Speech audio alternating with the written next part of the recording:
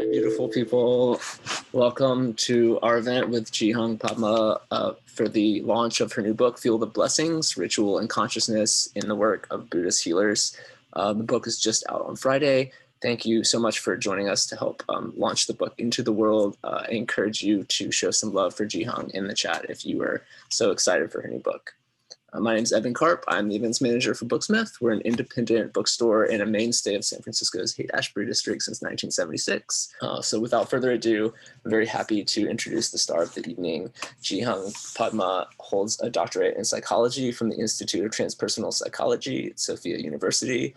Her dissertation research focused on consciousness and healing through the lens of traditional Buddhist healing practices. She recently served as director of the Comparative Religion and Philosophy program at the California Institute for Human Science. In response to the pandemic, she currently serves as a chaplain resident at Ucsf Parnassus. She's also taught Zen at Wellesley College, Harvard University, and Omega Institute. She lives right here in San Francisco, California, and you can find out more at www.mountainpath.org/books. Ju Hyang, we're so happy and honored to be hosting your launch event. Congratulations, and I'm very happy to turn it over to you. Thank you. So welcome, everyone. It's a delight to be with you today. I guess I'll begin by sharing a bit about what brought me to this path. So my first job out of college was as an office manager at an acupuncture clinic for people with AIDS. Through this, I saw how effective traditional healing and meditation can be in helping people to overcome physical suffering. And I saw that even where these practices could not physically cure, they could bring about emotional and spiritual healing. In my own path, that really catalyzed me to focus on meditation as a way of healing, to cultivate my own meditation practice so that I could be compassionate and clear and teach meditation to patients so that that upswelling of compassion and clarity could calm their fear and uncover their hidden resources. I went on to sit a few 100-day retreats, and I discovered how hard those are on the body. Luckily, some traditional healers literally had my back. I persevered and was able to continue the practice. And so all of my meditation practice, which is the foundation of my life, is really completely interdependent with those who have helped me, who have supported my journey physically and otherwise. This is a way of giving back to them. So I'm going to share a few stories that I enjoy in this book. You know, when I went out as part of my dissertation research originally, and asked these people who were doing healing in the traditional Buddhist way, what was it that they found was really key? One of these principles was setting intention, remembering the purpose of healing. And for some of them, that means remembering the medicine Buddha or whoever it was that taught them healing. Coming back to this core of compassion and creating the intention, may I be of benefit to all beings. So just in that same way, may this evening that we're sharing be of benefit to all beings. You know, maybe the ripples from our conversation spread out, you know, across the world. Within this, David Terrell Holman, who is an acupuncturist in North Bay, said that the healer's intention is a powerful intersection in between meditation practice and the healing work. Dr. David Terrell said, it's one. It's completely one. Everything is absolutely interconnected. Every thought that I have affects myself and all sentient beings. That's my experience. That's the absolute view from which I work. from which I live my life. So I know that my thinking has the potential at any moment to be beneficial or harmful to myself and to other beings.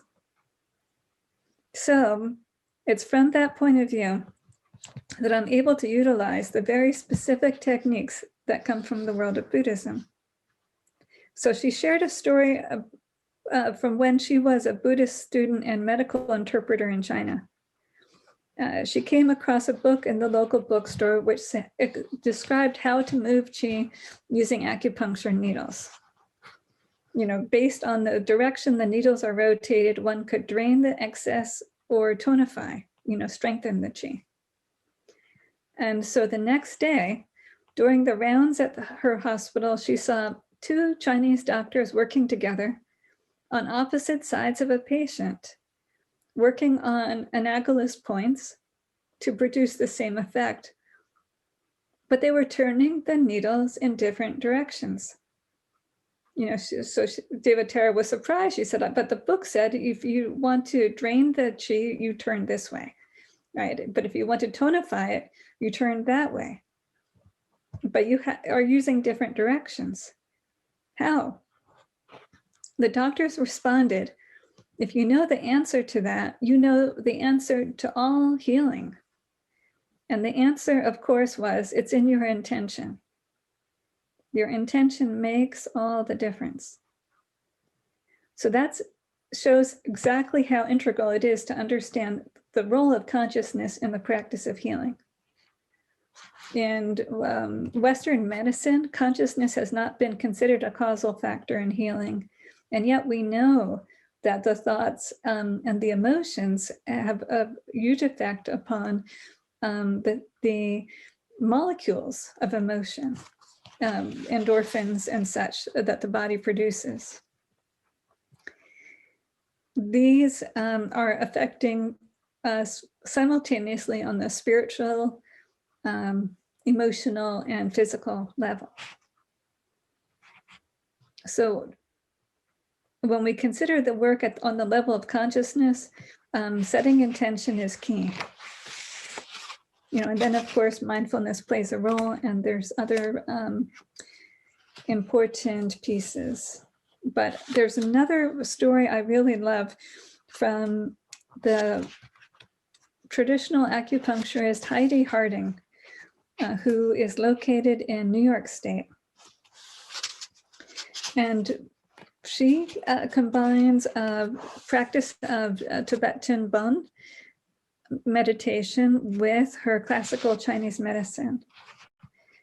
Now, she tells stories about what is basically a soul retrieval. The body is understood within traditional medicine to be made up of 5 elements.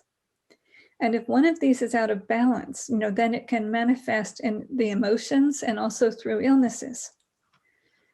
So Heidi used this example of one client who had a blood clot. This person had difficulty with their blood, which is ruled by the kidneys. The kidneys are associated with water. So the person needed to have a balance, strengthening in the water element. And when Heidi brought that back, when she retrieved that water element and that energy, the person was able to dissolve the blood clot. And that's really pretty miraculous. The body really responds when those forces of the water reawaken and they're reinvited. So that deficiency could be seen in the patient by a lack of confidence, even though it seemed they were doing very well. So for that person, it went hand in hand. When the water element was back, everything changed. The physical body changed, the quality of the blood changed, their experience of themselves changed. And she also talks about how it is to heal the balance of the mind and the heart. So the picture is that the mind should be resting within the heart. Within our Buddhist practice, we know that through the mantra Om Mani Padme Hum. which literally means may the mind be within the heart. The heart is like a nest for the consciousness. So the first thing that Heidi does when she takes someone's pulse is to look to see the stability and the regularity in the pulses. If there's a difference between the right and the left, or how fast or slow, or if it skips a beat, those are all indications that there's a bit of separation from the person's mind, or that the mind is not resting in the heart. That can happen. The Chinese classics say that the spirit, the Shen, are like little birds. They get startled very easily from a loud sound or something that happens in the environment. They can fly away. And that happens for people. And so sometimes Heidi uses that imagery with people, and you can see there's an opening. People feel like their experience is witnessed. They say, yes, that's what it's like. I feel like part of me has left. So the first treatment she does then is to stabilize the pulse, to return the spirit back to the heart. If the mind and the spirit come back to the heart, the body can heal itself. But the consciousness, the mind, it has to be stable. It has to be resting in the heart. That's the same in the Bun Tibetan tradition and in classical Chinese medicine. First and foremost, the mind has to be resting in the heart. And within our contemporary world, we can see that through something like PTSD, where people are having an experience of disassociation. There's some part of them that's become hard to access. And when that happens, people have perhaps difficulty concentrating. They might feel kind of shaky. They might have disturbing memories intrude now and then when something gets triggered, and that they might be easily startled. And one of the beauties of it is nowadays there is a movement such as somatic experiencing, which actually has been translating some traditional Buddhist healing practices into work with trauma patients so that they can deeply experience integration once again, and that the mind and the body and the spirit can come together in the heart. So this work has all kinds of far-reaching implications. Now within this, one of the core questions that I began with, based on my own experiences of receiving healing, was, does the way that the healer holds a vision of wholeness for the client by seeing that whole potential within, does that help anchor the experience of healing? And the answer is yes. So Deva Tara Holman noted, first, the client has to understand their own goodness, because a great deal of the suffering comes from not recognizing their own true nature. So Deva Tara says, I establish with the patient, I recognize their primordial purity. And they really need to recognize that too. The reason they're suffering is they don't recognize that themselves, and so they feel separate. I recognize the primordial purity, and by virtue of seeing that, it grows. That establishes the ground of our relationship. They know I'm always looking at their best part. That's the center for a positive relationship, when they know that. And it's a two-way thing. They must then look for that in me as well. And Lama Jinpa, a Tibetan Buddhist healer, who's written beautiful books about five-element theory, contributes on that vein. He says the vision of the healer, the awareness of the healer, their knowledge in that vision is informed by their perception of the individual, an accurate perception that, of course, the individual doesn't have about themselves. They don't see their wholeness particularly. much of my work is empowering another by being able to perceive what their true powerful nature is, or their true healthy nature is underneath the veil. So one can see, even in spite of the relative rigidity of this formation, there are many different possibilities. Particularly the possibility of living as an accurate reflection of what you bring in, or that reflection being blocked. The minute someone steps into the room, for me, he says, the healing is taking place because I'm always seeing them in the most accurate light. I'm accurately perceiving their wholeness. This immediately has an inductive effect upon them. It induces the possibility of them not only perceiving that, but starting to function from that place. If someone encourages you, believes in you where no one else did before, it gives you a whole new perspective. When the healer is doing that on a subconscious level, on an awareness level, they're giving, they're empowering, literally, or initiating the person in a way that emboldens them to start living their real life instead of a karmically restricted life. And that can be reinforced herbally and by information and different things. So that has implications for the way that we practice counseling and integrative medicine, and really all of medicine. When I work at Ucsf Parnassus in the medical center and listen to people's stories, that's a great deal of my work that people might not actually recognize. They might think that chaplains just do religious specific things, but actually what we're doing is listening to people's stories. And within those stories, there's, of course, the dominant narratives of culture. There are various ways in which the social coordinates of value and beauty and position and rank affect people, affect them personally, spiritually, psychologically, and yes, also physically.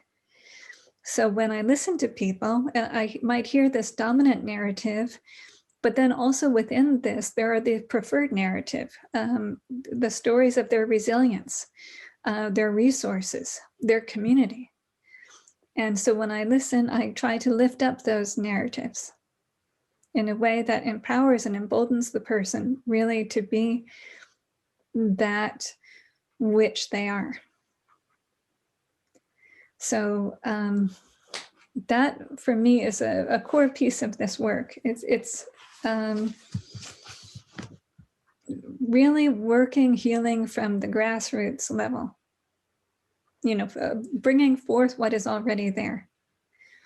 There's an expression I was thinking about earlier today. When I went to counseling psychology school, one of my favorite professors used to use this phrase, the food is in the field. So during the Depression, there were people who were starving, but it wasn't really because there was no food. It was because the supply system had broken down and people weren't getting the food. So, but the food was in the field. So just in that way, when I work with them, it's trusting that they have what they need and reflecting that back in a way that makes that visible to them as well. Another theme that comes up with the healer's vision is how relationship is healing. In a good relationship, there's a sense of mutuality. There's a sense of being seen and witnessed. When people are seen and heard and witnessed, then contact is being made, then healing can take place. So that's one piece that was confirmed by my research that other people have spoken about as well. That idea that even before we consider the modality, that relationship, that healing relationship is catalyzing the healing itself. Joan Cost-Choano did work researching healing across cultures and there were three main elements that she considered to be key. The first is that a trustworthy relationship between the healer and the client. The second one is the restoration of the patient's relations. So very often when people have had a healing crisis, something in their life has gone a bit offline. And so just by reconnecting people to the circle of life, to restoring their connections within the web of community, that has a very powerful effect. And then the third element that she identified was spiritual transformation. And the healers who I spoke to confirmed this. They said that you can't initiate healing from the same place you started from. Basically, there has to be some change, some shift inside in order for the change to be catalyzed outside. And sometimes the shift is taking place on the level of the healer. The healer may perceive something, but ultimately what the healer is able to catalyze in terms of healing depends on that relationship, and the client has to also do their own work. But as the client and healer work together, then it's not just about the personal, it's also about the collective, because everything is very deeply connected.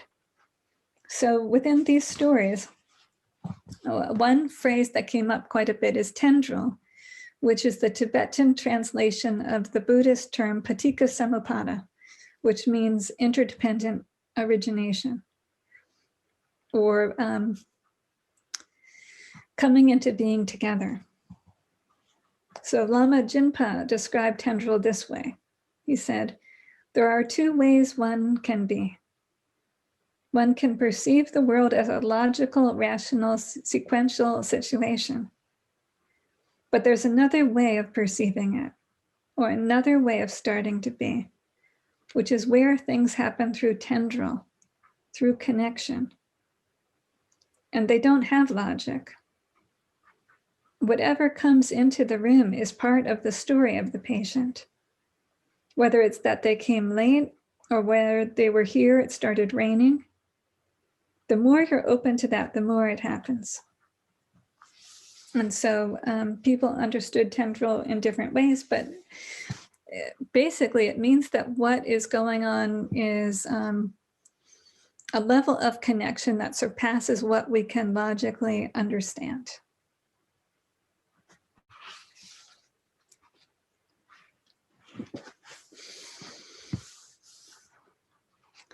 So there's another piece I'm going to share about healing crises, that the theme that many of these people who do healing work actually experienced, were initiated into the healing work by their own urgent need for physical healing.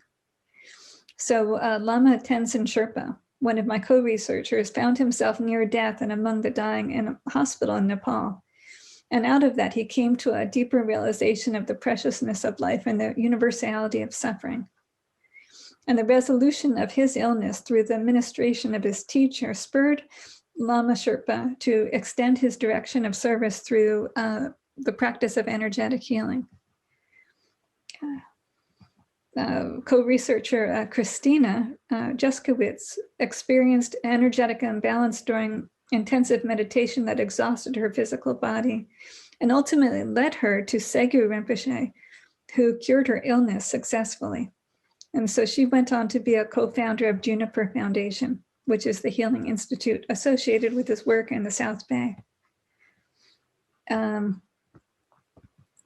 Co-researcher Heidi Harding had asthma and a chronic skin rash. And her perception of the Western medical etiology was that its explanation wasn't complete. And when she went and visited an acupuncturist, she experienced a full recovery and was also given meditation instruction, which then brought her to study acupuncture and Tibetan Bon meditation. So all of these folks had really catalytic processes of healing that informed their own work. Lama Jinpa spoke about a place where he was in a 3-year retreat where he lost hope. He lost everything he was holding on to. The ground fell out and it felt like he kept falling where there wasn't anything. But what he found in that experience, he's kept, which is that understanding, that presence that is real and tangible and undeniably true. And that's given him a sense of confidence in reality, in Buddha nature, in the 5 elements, confidence in consciousness itself. And that he absolutely knows. So there's a way in which we are really going through a collective synchronistic healing crisis with COVID. The past 5 years have been filled with upheaval and uncertainty, but particularly the last year, as we all know. And so there's a few pieces that I'm going to invite us into. So we have a physical experience of mindfulness and serenity to take home with us. So right now, just where we are, let's take a few deep breaths. Maybe breathing in for a count of 4, breathing out for a count of 8.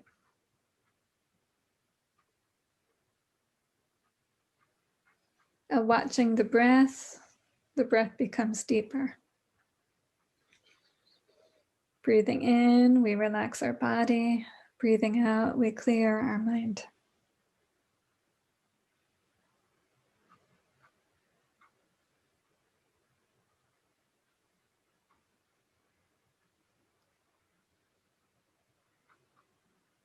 And one more time, breathing in for a count of 4, breathing out for a count of 8.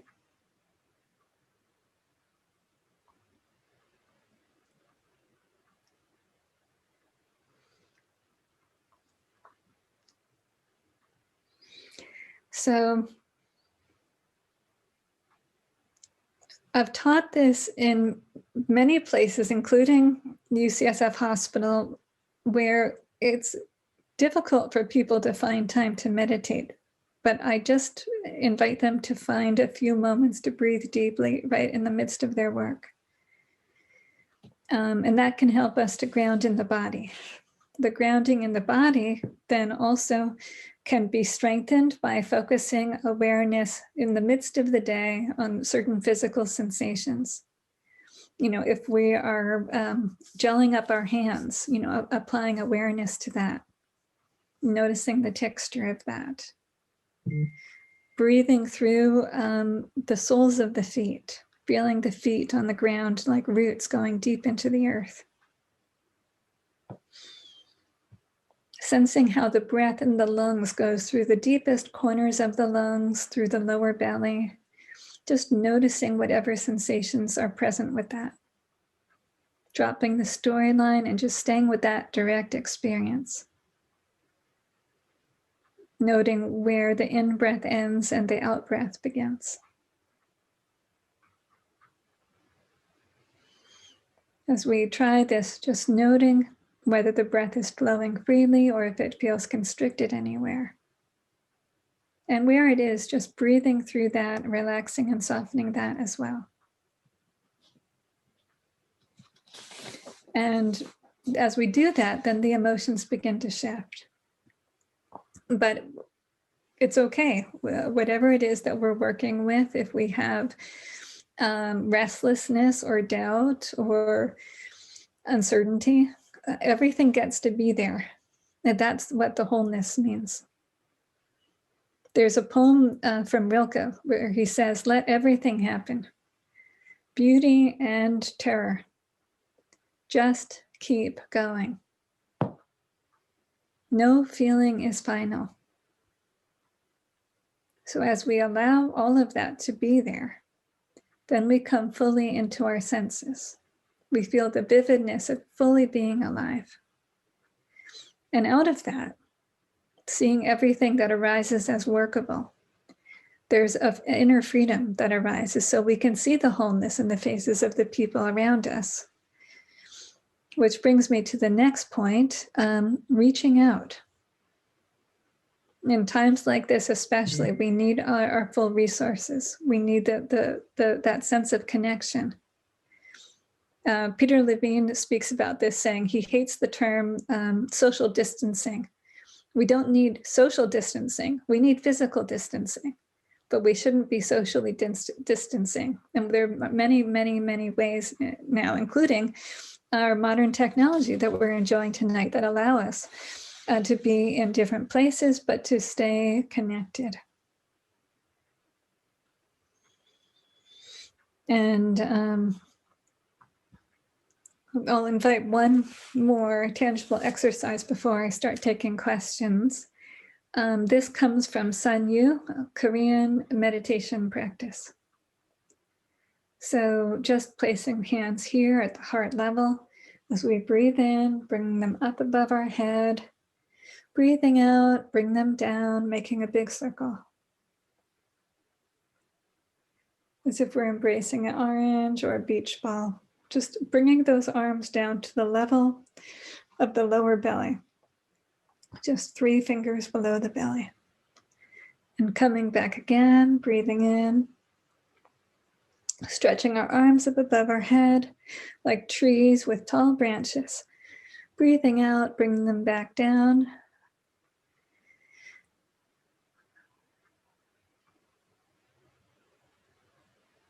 And as the arms are moving, just bringing awareness to that breath in the lower belly. Doing it so that the movement of the arms is perfectly synced with the movement of the breath.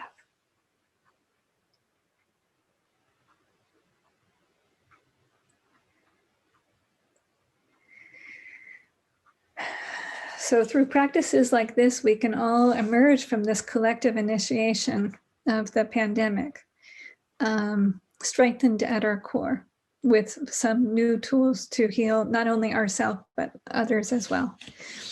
Because the healing always happens communally. When we work on ourselves, we work on the whole. If we work on others, we work on ourselves.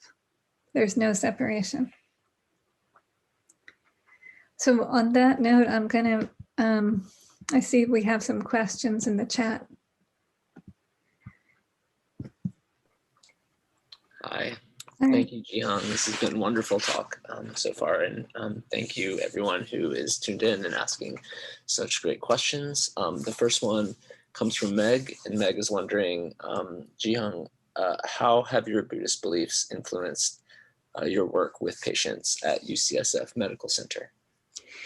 Well, I think that my Buddhist beliefs give me a kind of strong foundation in trusting the basic wholeness that each of those patients, has a kind of core, which is wise and good. That there's a kind of elemental intelligence and elemental love and wisdom that even if they've been temporarily separated from, that we can return to. So that when I am connecting with them, it's not imparting anything from outside, but only reflecting back to them what love and wisdom that there is that I see within them. And for me, a lot of that happens through these somatic practices and through bearing witness. Holding space with a person as they tell their story. And again, taking a narrative approach. So lifting up the threads that I hear that support their resources. When I do that, there is a response that very often just out of being witnessed, people then have a new realization that they know for themselves what they're going to do next. That is actually very analogous to, within Western psychology, the discoveries that have been made within interpersonal neurology. attachment theory it teaches us that the way we experience early life relationships affects our relationship to the physical body. In fact, it influences all our relationships. If our early relationships were all trustworthy, then the limbic system, which is the part of the brain connected to the emotions and the body, and the prefrontal cortex, which is the higher function, they work together in simpatico. That there's enough information through the body so that we feel vitality in the emotions and a good connection to the body. But if our early relationships kind of cut off the emotions, if our striving for connection was blocked, then the body-centered awareness doesn't develop as well. That disconnection leads to dysregulation, and the dysregulation to dis-ease. You could consider like a type A personality, which might be prone to heart disease, or there are illnesses related to lifestyle choices, like affected by exercise, diet, and so forth. Emotionally, that disconnection causes rigidity, so that people who are in their head so much so they can't really talk about their feelings. But if the reinforcement, on the other hand, was there but inconsistent, we might be ambivalent in relationship. Relationship means our anxiety comes up. The sympathetic nervous system is hyper aroused. And then within that, there's a lot of emotional energy, but it's like we're striving too hard. And out of that, the person might be prone to certain kind of anxiety, among other things. That what is called the HPA axis, the pituitary adrenal hypothalamus, is chronically overactivated. And, that kind of chronic stress causes anxiety and a whole score of other kind of emotional, physical effects. It becomes actually harder for people to experience pleasure. But thankfully, this can be healed through the relationship between the therapist and the client, between the healer and the client, because that empathy then is giving people an accurate experience of relationship that's trustworthy. And we attune. Our nervous system attunes, our heart rate attunes, and emotionally we attune. We learn from other people how to be with ourselves. That's a healing. So that's to make a long story short. That was a great answer. Thank you, Ju Hyang. And thank you, Meg, for the question. Ju Hyang, you might have answered this in some way, but I want to ask Diana's question next, which is, how do you work with a client or patient who is not open to the orientation of spirituality, mind-heart connection, or intention? Well, I had definitely... I can say that there's a full gamut of patients at a hospital, many of whom do not have a spiritual orientation, but they love something. That maybe what they love is their dog. Maybe the dog is how they open their heart. That's a spiritual experience. Maybe the dog is what's teaching them unconditional love. Or maybe there's a kind of music that they love. Maybe it's Cantonese pop music from the 90s. Then that's what I find. I'm like, okay, the spiritual need that I'm identifying here is for Cantonese pop music. Got it. And so I will turn that on, and then maybe I see tears and I see their heart opening. For other patients, it might be that they don't have as much emotional energy, but their situation is giving them a kind of real existential question about what it's all about. And we explore that in any number of ways. Very often, there are people who might be rather hardened by life, and They are here in the hospital, in that place of extremity. And what they really need is for someone to bear witness as they share their life story. And we do a kind of life review. And by holding space for that and doing good empathic listening, then there's a transformation that happens. They don't have to believe in the mind-heart connection to actually experience it, thankfully. It's beautiful. Thank you. And thank you, Diana, for your question. Next, I'm wondering, and this is kind of a tough one, Ju Hyang, but Sue is wondering if you can give an example of how one patient was healed by your listening to their stories. What is the transformation that occurred? Yeah. Yes. So one student I worked with, quite a few years ago, back at Wellesley College, had a great amount of anxiety, and her anxiety would cause her to procrastinate.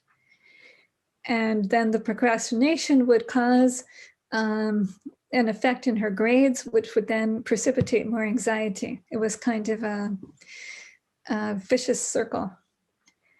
And through talking to her, and creating space for her, and listening and reflecting back, we were then able to work with that anxiety. We gave it a name. We said, well, it's sort of like the misperfect part of oneself. So that's fine. We're going to give Miss Perfect a job. Maybe the Miss Perfect is going to organize the sock drawer, but she's not going to, run the rest of our life. And let's talk about the ways that you've had and resisting the invitations to self-sabotage, resisting the invitation to procrastinate. And through listening to those stories, and lifting up to the student's awareness, her own capacity for doing something different, then something different happened. Like they say, if nothing changes, then nothing changes. But in this case, something did change, and I've been delighted to stay connected to that student and see where she's gone in her career as a result. There's many healing stories from the hospital as well, but the kind of constraints of confidentiality make me a bit careful in that regard. But that student has given me the opportunity to share her story. Thank you. And thank you, Sue. Next question I want to ask is from Christine, and you may have touched on this, Ju Hyang, but Christine's wondering if you can speak, how do you speak to your clients at UCSF in hospice regarding infinite possibilities for healing? Well, the interesting thing is that UCSF is a hospital that specializes in what's called quatriennial care, which basically means they take the cases that have not been solved by the hospital that someone lives near, or the specialist that was called in. It's the more complex cases. So they're very good at interventions. But the truth is, however good the interventions are, 100% of us will eventually die. So at some point for all of us, there is a need to consider how, regardless of physical curing, there can be an infinite healing. And the way that I work with that with patients is to say, well, what is it that's brought you the most joy, the deepest sense of satisfaction? And so we lift up those moments, the moments of meaning. That's the gold, through which they can see what effect they've had upon the world. And if, as it happens very often, there are some places that are unfinished business, then tying that up by writing a letter to the family members. I love you, I forgive you, please forgive me, thank you. Those are the things that matter. At the end of life, people aren't really concerned with whether they spent more time in the office. What the kind of primary meaning always seems to come down to people's relationships. And if people are open to it, if they're of that persuasion, I can say to them that from a Buddhist perspective, the physical body dies, the spirit doesn't die. The consciousness continues. And in fact, there's this amazing capacity that we have for tapping into that original light, the love which we are. It's like a drop of water returning to the ocean. The water isn't diminished by returning to the ocean. And so in that way, death is not a defeat, and it doesn't have to be so fraught that it can be more like a returning home. And I love having that conversation.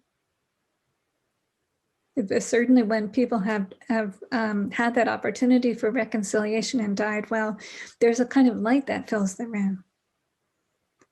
And that's not what our culture has as a kind of dominant narrative. I think as a culture, we're kind of afraid of death and we hide it.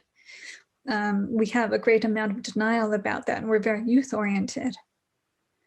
But actually, if we're able to turn towards it, then death becomes our great teacher. Because in the light of death, we really see how precious every moment is, and we know how to live our life fully. Thank you, Ji Hyang. That was a wonderful answer. And thank you, Christine, for asking. The next question I want to ask comes from Ju Hyang, who is wondering, Ji Hyang, how do you as a healer protect your own energy and create healthy boundaries when you work with others? Yeah, healthy boundaries are so important. One of the things that I do is when I work, I try to make sure I'm well hydrated, well rested. It's when I'm entering into the healing space fatigued that I'm more likely to kind of pick up things, whether we understand that as countertransference or energetic hygiene. And when I enter a room, I take a moment of mindfulness as I'm gelling up to connect and to set this intention that I am able, with the support of the person's ancestors, to do this work in the best way. When I step out of the room, I turn the patient back over to their ancestors, to all of those wise and kind and healed beings who have supported this person from the beginning of their life. So that I know as I do that they have what they need, that I don't need to carry this patient. In fact, I can't, I can't carry their situation for them. And within all that, I take a few moments in between clients for a few deep breaths myself. Like they say on the airplane, first put on your own air mask before assisting others. Thank you. There are other things that I might do at times, but those are really the primary. Thank you. And thank you, Ju Hyang, for asking. Next question is from Jamin, who's wondering, Ji Hyang, if you can please describe again the translation, so to speak, of Om Mani Padme Hum. Hadn't heard it that way before. Sure. Om Mani Padme Hum. So Om is a primordial sound, a seed syllable. Mani means jewel. Padme means lotus. Hum is another seed syllable. There's no translation. So Om Mani Padme Hum is may the mind be within the heart. The Mani, the jewel, is the mind. The Padme, the lotus, is the heart. I was taught that by Mahagosananda, the patriarch of Cambodian Buddhism. And I asked him, because in some traditions, there are many mantras. You might need a mantra for everything, and you need to keep track of which one is for which. In Zen, our practice is actually really simple. And for us in Korean Zen who use a mantra, you can use the same mantra for years and never exhaust it. So when I met Mahagosananda, I was really curious. I said, what's the mantra for creating good health? And he said, Om Mani Padme Hum, with this beautiful smile. I said, what's the mantra for world peace? And he said, Om Mani Padme Hum. And I went through, I thought of, all of these different things that I might need a mantra for. And every time he said, Om Mani Padme Hum. So then I was like, okay, I got it. Got it. And so I've worked with that one for many years now. That's beautiful. Thank you. And thank you, Janine. Next question comes from Susan, who's wondering if you can say something about the role of ritual. Oh, yes. So human beings need ritual. One of the core reasons we need ritual is that we're physical beings, but because of our mind gets us into this kind of dualistic place. We think that we can understand everything and just live in our cognition, but there's places that words can't quite go to.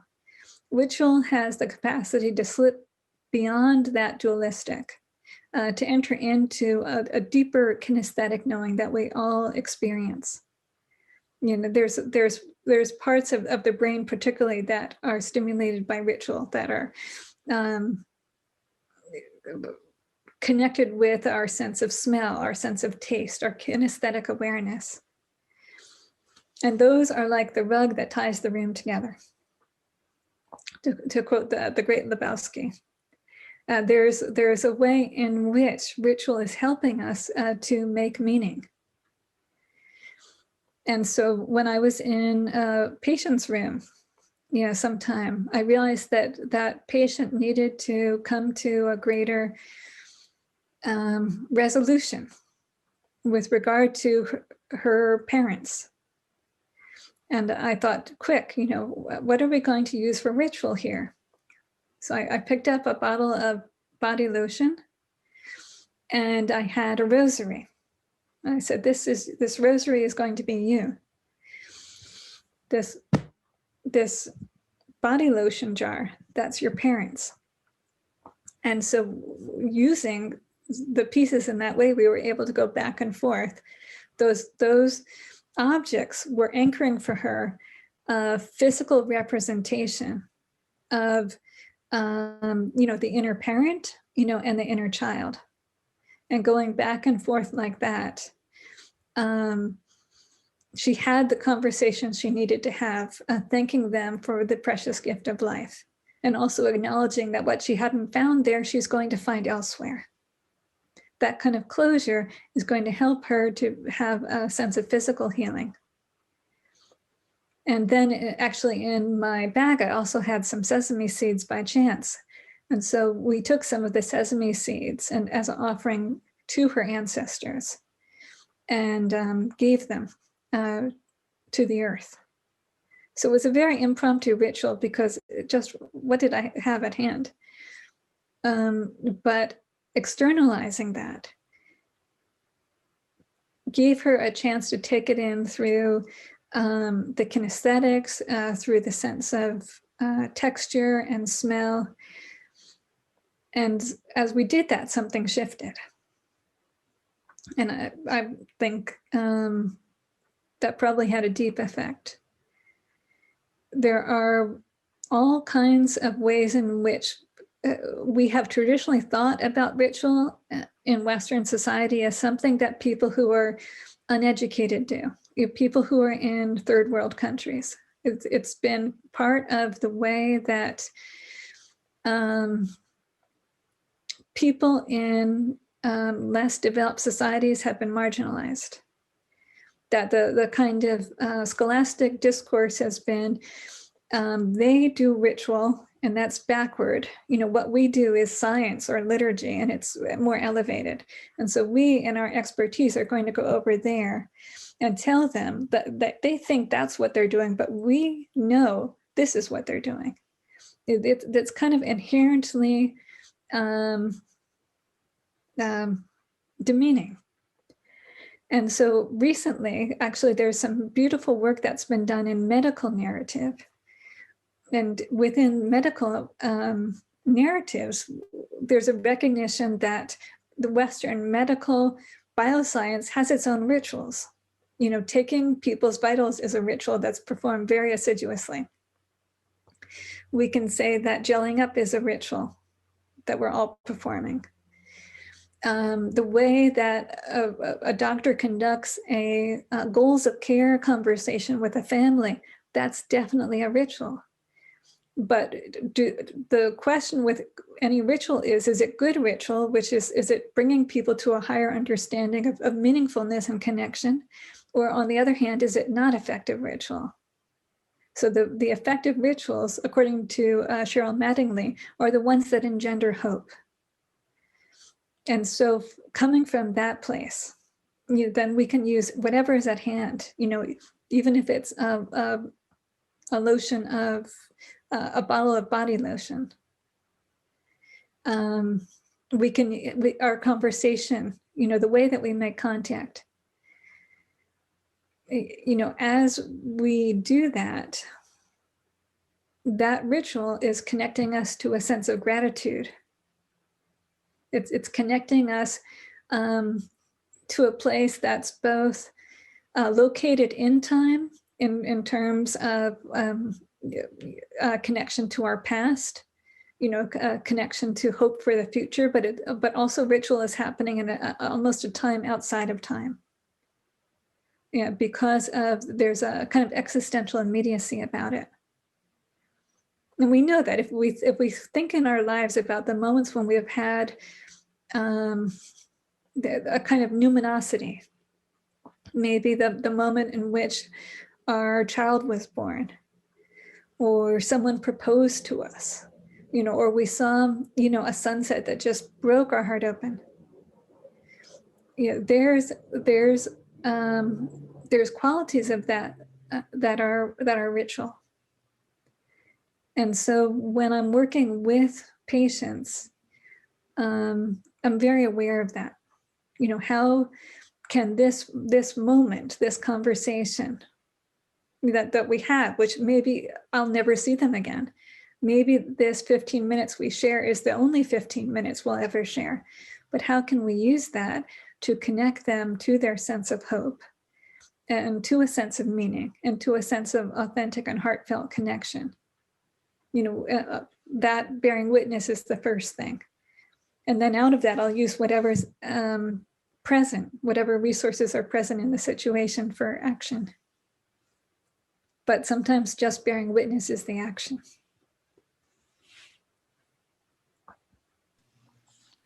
Thank you, Ji Hyang. Yeah. And thank you, Susan.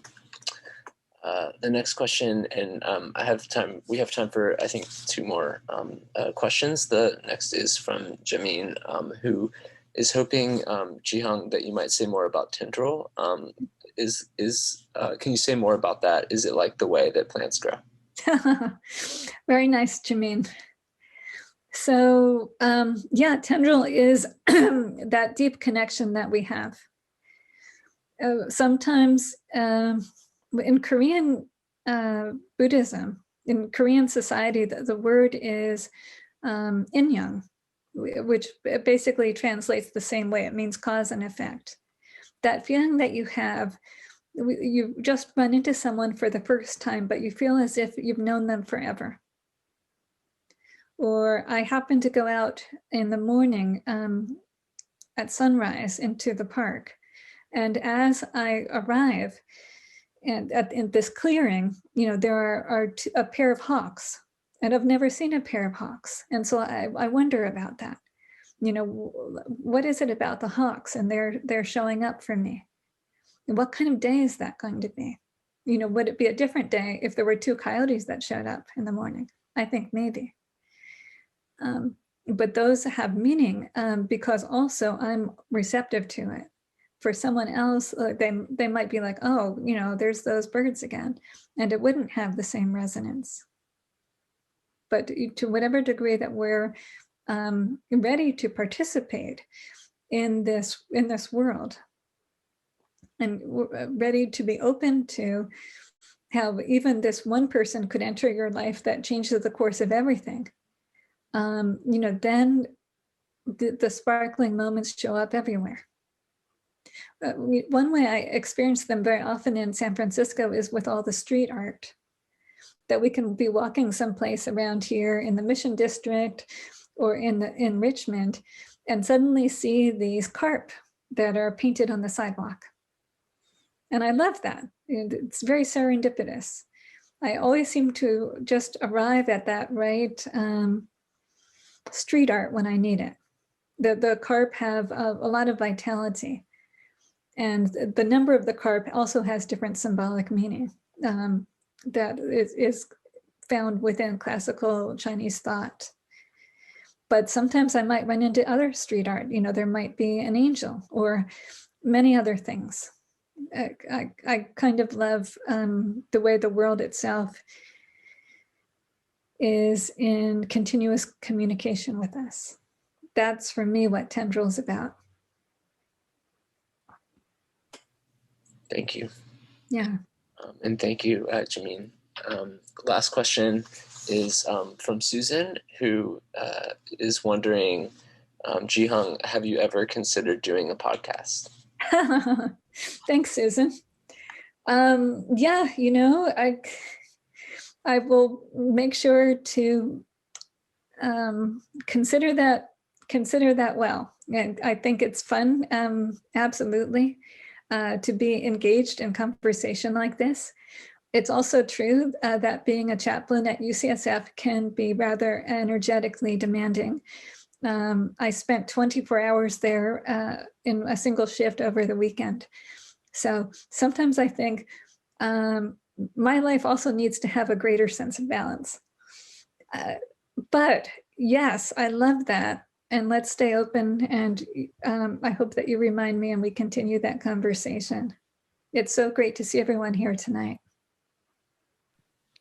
Thank you, Ju Hyang, and congratulations on the book. This has been a wonderful talk, and I've enjoyed it very much, and I hope you all have as well. I know you have. Thank you for your great questions and for joining us here tonight. You should get Field of Blessings. If you haven't already, you should get a copy from Booksmith. We're sending out signed copies, and you should consider getting copies for your friends and possibly, perhaps especially for your enemies as well. And what were you gonna say? Oh, just the other thing I thought of is that if people want to see what's going on with the book, they can visit mountainpath.org. That's my website. Beautiful. And I'll drop that in the chat real quick. Thank you. Yeah, thank you all so much for joining us. I hope we can meet in person relatively soon, but until then, I'm grateful to be able to meet here, and thank you for joining us. Thank you so much, Evan. Thank you, everybody. My pleasure. Thank you, Ju Hyang. Congratulations, and see you soon.